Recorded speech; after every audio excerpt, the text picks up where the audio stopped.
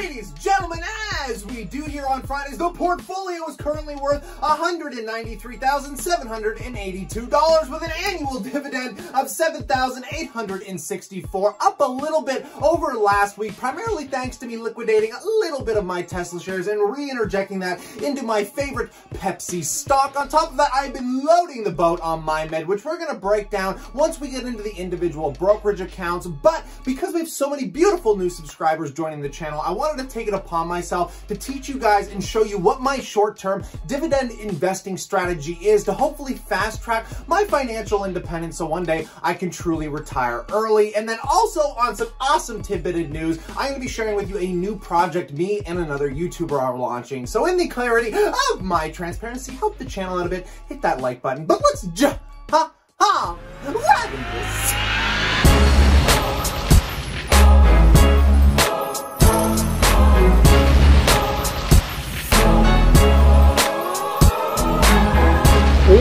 Quickly here, folks, I just wanted to introduce you to the super exciting project myself and another YouTuber by the name of Matt Money have launched. We've already been running a live stream channel called the Passive Income Educator, where we go live every Friday at 10 p.m. that you can join. But if you wanted to get a little bit extra help support our channels, come on over to the PassiveIncomeEducator.com. It is like our Patreon page where we're going to be launching a private live stream once to twice a month, and you can chat with us directly along with 100 other investors on our 24/7 WhatsApp chat group. And while you get bored, we're also going to introduce you to over a dozen courses on passive income, but more on that a little bit later. Let's get back into this. Oh, welcome back. Passive income investors alike. Now, with the recent volatility and the correction in the market, bringing my tech weighting down quite a little bit by a few percentage points, bringing it down to about 28%. So many of you are telling me that I'm taking on way too much assumed risk. Being 28 years old with almost a 200K portfolio divided between 15 stocks, I actually think it's much more appropriate. And I'm going to explain to you why with the short-term goals that I have surrounding this portfolio, because I will be adjusting a lot of it probably within the next year. But the first thing I want to do is give you guys an update on the recent changes this week, because many of you know, yes, I sold off a little bit more of my Tesla position in my RSP, in which I loaded it in to PepsiCo. Now, Tesla's been a lot more volatile. I don't know whether it's coming or going, but I don't want the volatility risk because I've already made so much money on the position. I currently still hold 20 shares. This week, I only sold off 5 shares. I dumped it into Pepsi. Now, Pepsi sits at about a $9,000 position, which was 100% funded by Tesla. So thank you, Elon Musk, in which I also funded Johnson & Johnson, the majority of this position from my Tesla growth. But I think things are healthily weighted now, so I have a lot less concern when I'm sleeping at night, right? Now, the second biggest move in the portfolio was, of course, MyMed. Now, I made a video yesterday, and I got to stop pumping up my favorite stocks the day before I decide to buy them, because MyMed, I got up this morning up another 10%, in which I actually had to use some of my line of credit to finalize the position. Now, I own MyMed between 3 of my accounts, and I'm going to break down the most recent purchase. I got 4,796 shares in my managed account. In my TFSA, not this account, where's my TFSA? I've got another, 1,045 shares. And a couple days ago in my RBC account, I bought another 2,005 shares, bringing it up to about a $6,000 position that I honestly think if it gets listed on the NASDAQ, it is going to be worth 4 or 5 times what it is right now. You can go watch the video I posted yesterday if you want to hear the little bull thesis I made on MyMed. Now, the reason behind using my line of credit here, folks, which a lot of people probably think was a dumb idea, but the only primary reason behind that was the fact that I actually have a stupid amount of cash.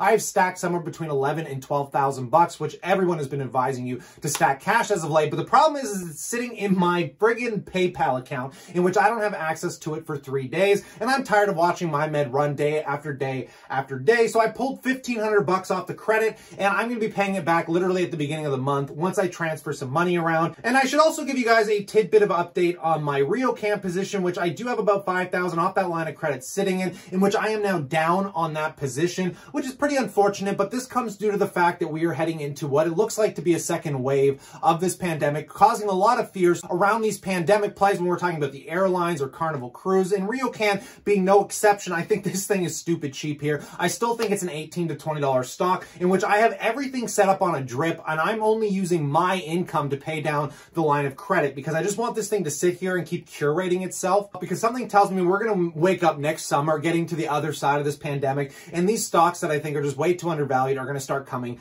back. Now, a lot of you are probably sitting here thinking to yourself, you keep saying you're a dividend investor, but it seems like you're more highly focused on growth stocks. considering I've got like a 14K position in Facebook. I still got a huge position in Tesla. MyMed being the newest growth stock added to the portfolio. What am I thinking? Why am I doing this? Well, I'm taking on a lot more assumed risk. First of all, because I'm younger. And the best thing is being 28 years old. Let's maybe even say Geo Group in here, right? Like Geo Group is one of my worst performing positions in my portfolio. I'm currently down 45%, still holding the position, but let's presume Geo Group goes completely bankrupt tomorrow. Is that really going to hinder my life? I might lose out on about $10,000, but being at my age, I don't want to promote losing money, but at the same time, if I did lose 10 grand out of this portfolio, it's not going to ruin my life here, folks. The portfolio is up massively this year. I mean, I've doubled my accounts in the last 5 years, so I have some baked in capital growth protecting me from any real capital losses, which is lucky and also very nice. But the way I'm structuring my portfolio would be a lot different if, say, you were 40 or 50 years old.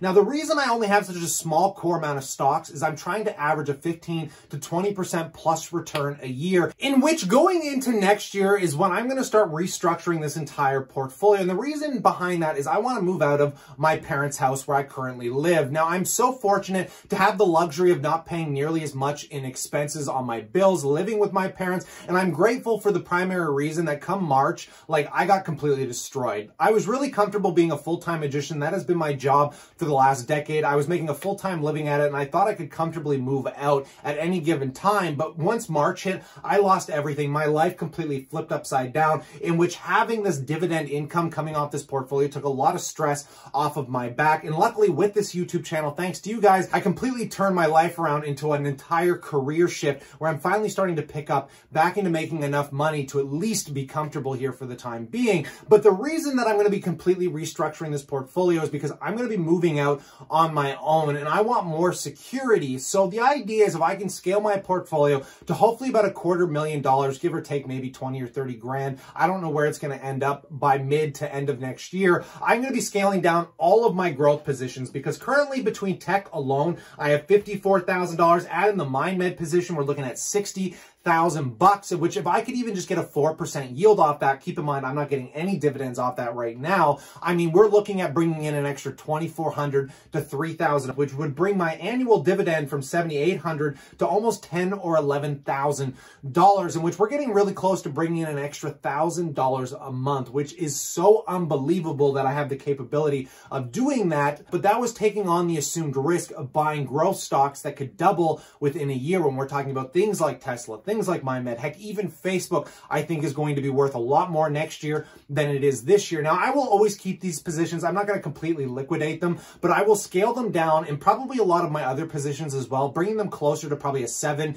to 8% weighting, because most people know you don't want any more than 5% of your net worth sitting in any individual investment. But that is somebody I think that would be a lot older, later in life, that can't take on as much assumed risk as I do now, but it's working for me. I mean, I'm averaging a 20% return. I have doubled my money in the last 5 years. I have so much capital gains baked in. I mean, I'm not really concerned about, you know, the day-to-day fluctuations because my portfolio literally does $10,000 movements almost on a bi-weekly basis right now. Bringing kind of all of those circumstances together, the fact that I'm living at home, the fact that I'm 28 years old, the fact that I have way less expenses probably than the average person, what I am doing with my portfolio just makes a lot more sense to me. And if you think I'm doing something wrong, I'd love to know what you think in that comment section below here, folks. But I honestly think if I can get my portfolio to $1,000 a month in income before I move out of my house, I mean, if I'm splitting rent, if I'm living with my girlfriend, or heck, even if I'm living on my own, living in a basement apartment for $900 or $1,000 a month, I mean, that keeps a roof over my head. And then I am just working to keep food and other expenses on the table here, folks. Presuming that I'm able to get my cash flows back up, because man, oh man, it's been a whirlwind this year. Watching my cash flows go completely to zero in March to where we sit today, where my portfolio has grown by more than it ever has on any given year. I am just so grateful and humbled that, you know, I listened to the right people. You know, I sat down, I didn't buy stupid things. I mean, I was frugal as hell and I put as much money toward this portfolio as I could. And trust me, guys, when shit hits the fan, because you don't know what happens, this was like my emergency fund in man, oh man, it really takes the stress off my shoulders and gives me the time to make the right decisions in hard times, because I really hope none of you sold out of those stocks in March, because a lot of people had to have sold out of their portfolios to probably be severely regretting it today. Now, going in for the rest of the year here, folks, I'm pretty much maxed out my portfolio. I have to buy a new used car because my car's on its way out. So I'm primarily going to be more focused toward getting my life situation together than I am funding this portfolio. But keep in mind, I'm always dripping in the $600 a month that my portfolio pays out, and I'm still going to try and add at least $500 a month, probably more so to the Facebook side of the portfolio, because again, I still want to keep growing those growth positions that I think are just the path of least resistance to probably doubling your money in a much shorter period of time. And it is going to be incredible to watch all of this unfold, because we don't know. Heck, some of these stocks could just completely go belly up, and you guys are going to watch this all happen and unfold on this YouTube channel. So I'd really appreciate it if you consider subscribing, along with all of the awesome stock news that I already break down for you guys. So if you want to talk to me personally, if you want to join our private streams, if you want to get more in depth, I highly recommend that you come over to the Passive Income Educator. If you want to watch us live for free, you don't have to pay the $2 a month. Come over to the Passive Income Educator YouTube channel. We will be going live tonight, every Friday at 10 p.m. for your laid back, have the drink and just talk stocks on a late Friday night. Trust me, it's a lot more beneficial than going to the bar, which you can't anyway. So get your financials in order, guys. Come have a seat, come take a listen, but stay cool, stay awesome, and I look forward to chatting to y'all tomorrow.